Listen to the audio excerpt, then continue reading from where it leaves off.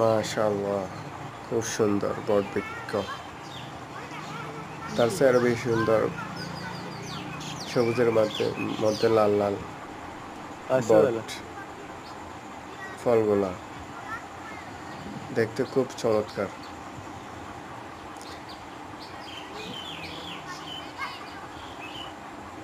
সবাই দেখুন,